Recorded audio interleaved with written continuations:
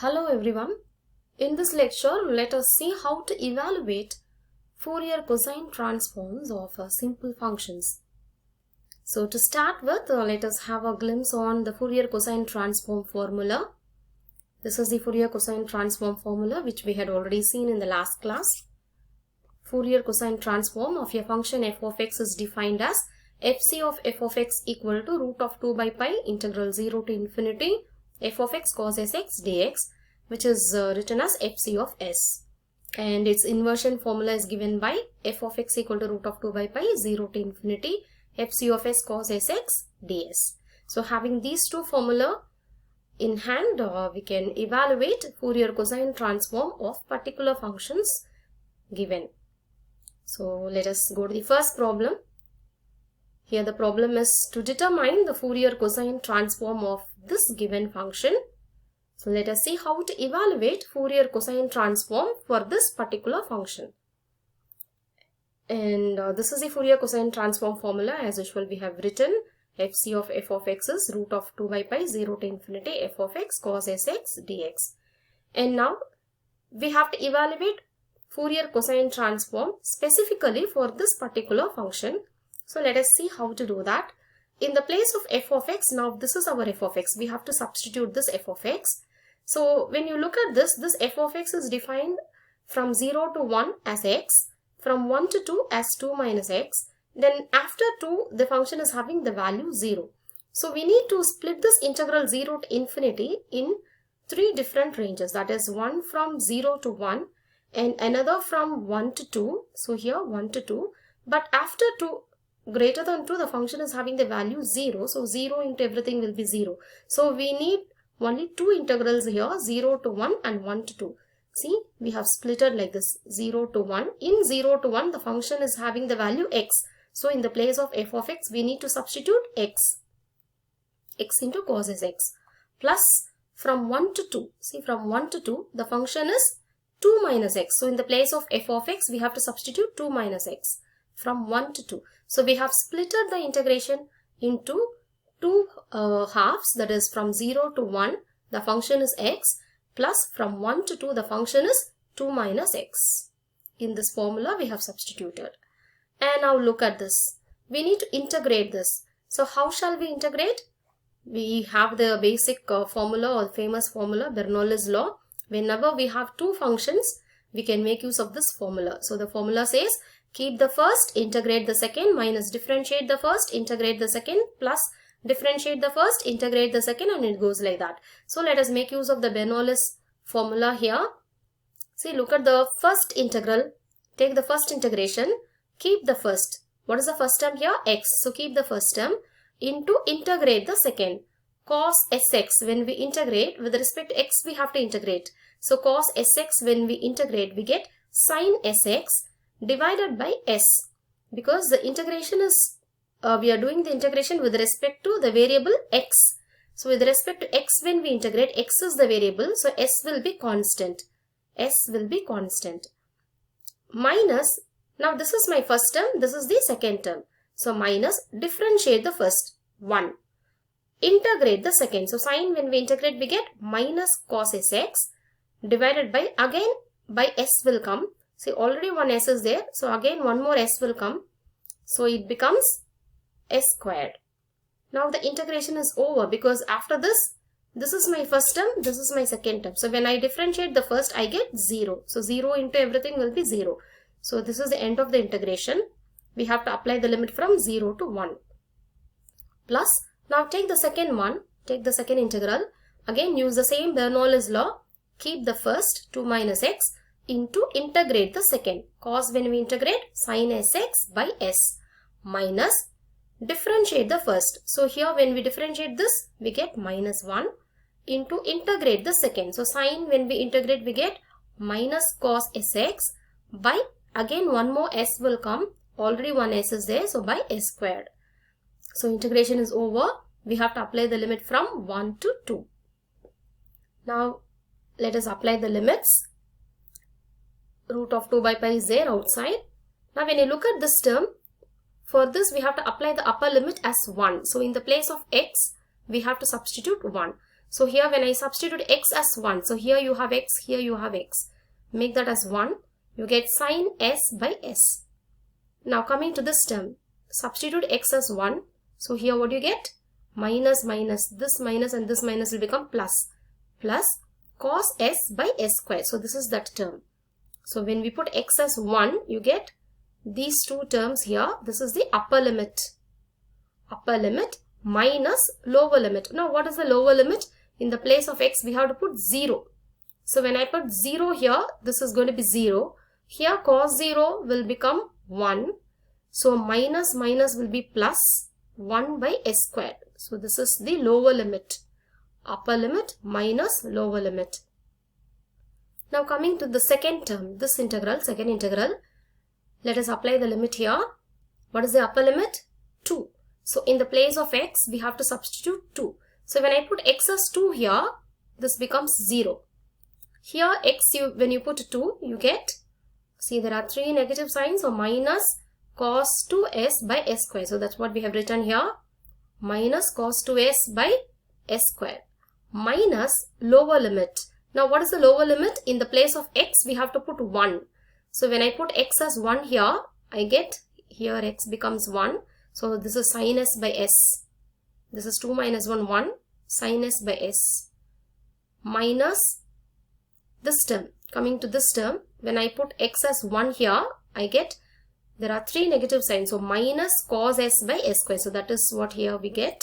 Minus cos s by s square. So we have applied the limits. Now look at this term. Here, let us see which term is getting cancelled. This sin s by s, here you have sin s by s, here you have minus, see this minus is common here, we have to take that inside. So this will become minus sin s by s. So sin s by s and minus sin s by s will be cancelled.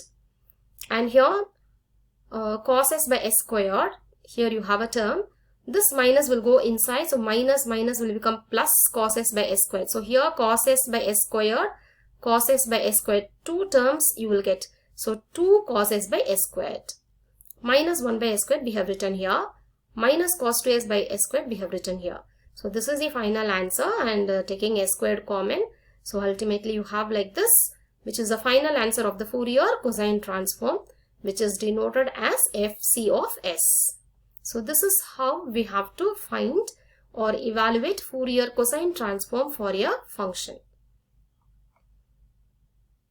Now let us see another problem. Second one. The problem is to evaluate FC of e power minus 4x, and hence there is a deduction here to get the answer of a particular integral.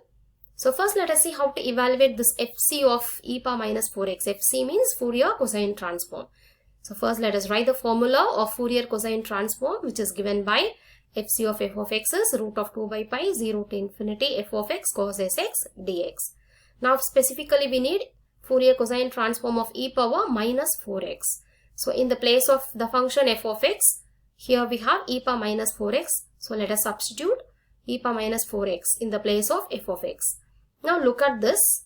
There is a specific integration formula which we need to use here. See, this is a formula. It's a basic formula. Integral 0 to infinity e power minus ax cos bx dx, which is a by a squared plus b squared. So if you would have come across this formula earlier, otherwise also please by heart the formula now. So we shall make use of this formula here because the same term is sitting here, similar term is there. So compare this and this. When you compare this and this, in the place of a you have 4. Similarly, in the place of b you have s. Is it not? So let us make use of this formula. So therefore fc of e power minus 4x, which is equal to this, becomes, see, this root of 2 by pi will be sitting out.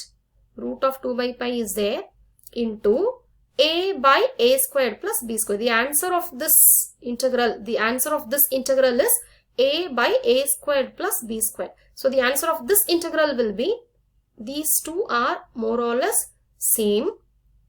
So the answer of this integral will be a by, so what is a here? 4. 4 by a squared. A squared will be 16. 4 squared, that is 16, plus b squared. So what do you have in the place of b here? S. So it is going to be s squared. So this is the answer of the Fourier cosine transform of e power minus 4x. So that we call as FC of S. So this is the Fourier cosine transform answer. But we need to deduce integral also. In addition, we need to deduce this integration. So let us take this integral. Now look at this integral and look at the final answer of FC of S. So look at this final answer and look at this integral. Or you're not having the similar term here. See, 16 plus s squared. Here you have 16 plus x squared. So similar term, the same term is sitting here. But so this has to come inside integration. So FC of S, this is actually FC of S, which has to come inside integral. So in which function we have FC of S inside integral? Look at this. This is the inversion formula. So only in inversion formula we will have FC of S sitting inside an integral term. So we have to make use of the inversion formula. So let us make use of the inversion formula here.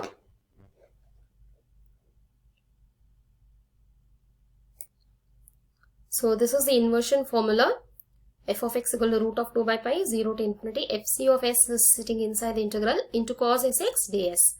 Now let us substitute in this inversion formula. For that, what is f of x? What is f of x specifically? For this, we are going to make use of this answer. So I am going to take this as my f of x. F of x is e power minus 4x. So f of x is e power minus 4x. For this function, the Fourier cosine transform answer is, we have got it here. See, for this function, we got the Fourier cosine transform FC of s answer as root of 2 by pi 4 by 16 plus s square. So that's what we have taken and written here. So when this is f of x, this is the final answer of Fourier cosine transform. So let us substitute these two in the inversion formula. So this is our inversion formula. Substitute in the place of f of x e power minus 4x. In the place of FC of s, this answer. So let us substitute here. See, in the place of f of x, we have written e power minus 4x. And in the place of FC of s, take and write the answer of FC of s here. Root of 2 by pi 4 by 16 plus s squared cos sx ds. So we have not done much thing here. We have just substituted what is f of x and what is FC of s. See, after substituting, we get like this.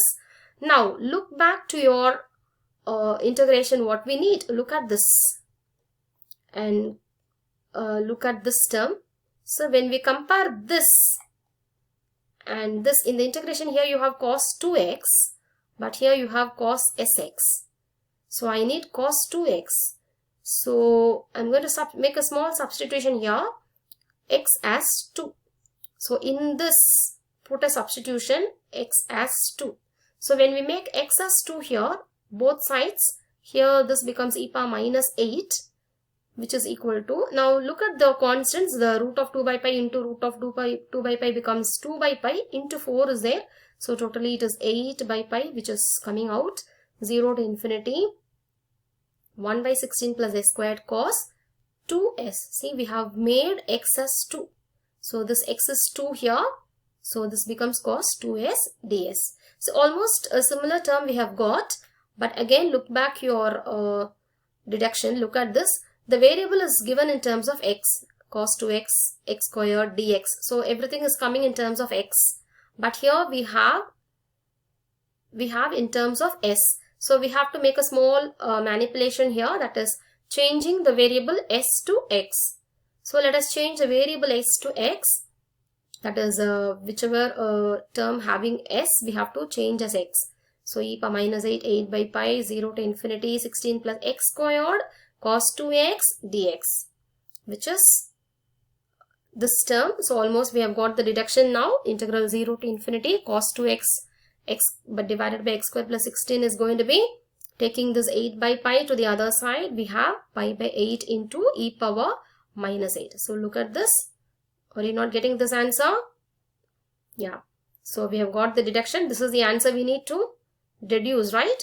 Pi by 8 e power minus 8. Pi by 8 e power minus 8. So we have done 2 problems successfully. So using these concepts what you have learned, calculate or evaluate the Fourier cosine transform of these functions. Thank you.